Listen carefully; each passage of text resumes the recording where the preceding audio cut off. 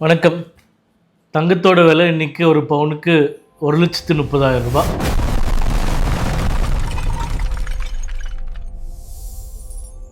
நம்ம தமிழக அரசினுடைய சபாநாயகர் அப்பாவு சொல்கிறாரு, தங்கம் விலையை ரொம்ப ஏற்றி மத்திய அரசும் மோடியும் மக்கள் கிட்ட இருந்து கொள்ளையடிக்குது அப்படின்னு பேட்டி கொடுத்துருக்காரு.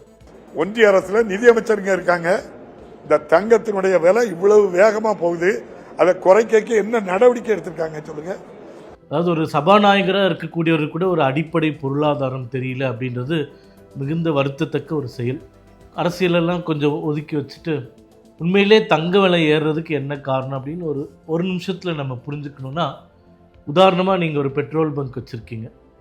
திடீர்னு சவுதி அரேபியாவில் பெட்ரோலுக்கு ஒரு $100 ஜாஸ்தி ஆகிடுச்சு, $200 ஜாஸ்தி ஆகிடுச்சுன்னா அந்த ரேட்டுக்கு தான் இங்கே இருக்கக்கூடிய பெட்ரோல் விலையும் நம்ம விற்போம். அப்போது இங்கேயே நம்ம அந்த பெட்ரோல் விலையை ஃபிக்ஸ் பண்ணுறது கிடையாது. அதே மாதிரி தான் தங்க மார்க்கெட்டும். தமிழ்நாட்டிலையோ இந்தியாவிலையோ தங்கம் விளையிறதில்லை, நம்ம உற்பத்தி பண்ணுறதில்லை. முழுக்க முழுக்க வெளிநாட்டிலேருந்து நம்ம இறக்குமதி பண்ணுறது தான் தங்கம்.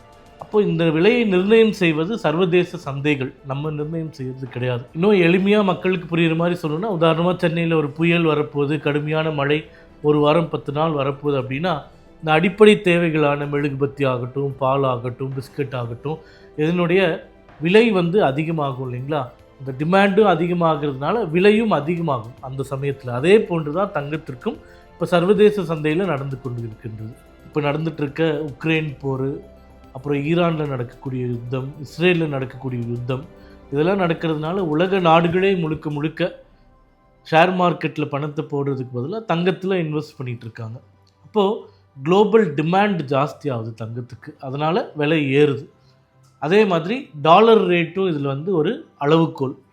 டாலர் ரேட் சர்வதேச சந்தையில் ஏற நம்ம தங்கமும் டாலரில் வாங்குது. அமெரிக்க டாலரில் வாங்குறதுனால அந்த எக்ஸ்சேஞ்ச் ரேட் பிரகாரமும் நம்மளுக்கு ஜாஸ்தி ஆகும். உண்மையிலே மோடி அரசாங்கம் தங்கத்துக்கு விலையை கூட்டியிருக்காங்களா குறைச்சிருக்காங்களான்னு பார்த்திங்கன்னா, தங்கத்தின் மீது இருக்கக்கூடிய கஸ்டம்ஸ் டியூட்டி, அந்த வரி 15% இருந்ததை கடந்த பட்ஜெட்டில் நம்ம 6% குறைச்சிருக்கோம்.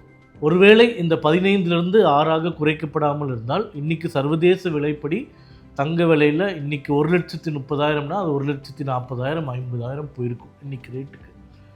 இதை சொல்லக்கூடிய திமுக அரசாங்கம், நாங்கள் மத்திய அரசாங்கம் வரி இழப்பு ஏற்பட்டாலும் பரவாயில்ல, சாமானிய மக்களுக்கு தங்கம் அதிகமாக போய் சேரணும் அப்படின்றதுனால 9% வரி குறைப்பு செய்திருக்கிறோம். ஆனால் நீங்கள் என்ன செஞ்சுருக்கீங்க? மின்சார கட்டணத்தை 100 மடங்கு உயர்த்திருக்கீங்க, சொத்து வரியை 500 மடங்கு உயர்த்திருக்கீங்க, மற்ற எல்லா கட்டணங்களையும் உயர்த்திருக்கீங்களே தவிர எந்த வரியும் நீங்கள் குறைத்ததாக வரலாறே கிடையாது. அப்போது நீங்கள் இது போன்று மத்திய அரசு தவறாக செய்கிறது, மக்கள்கிட்ட இருந்து கொள்ளையடிக்கிறாங்க அப்படின்ற தவறான உதாரணங்களை சொல்வதை உங்கள் தகுதியை கருதி நிறுத்தி கொள்ள வேண்டும் என்று கேட்டுக்கொள்கிறேன். நன்றி.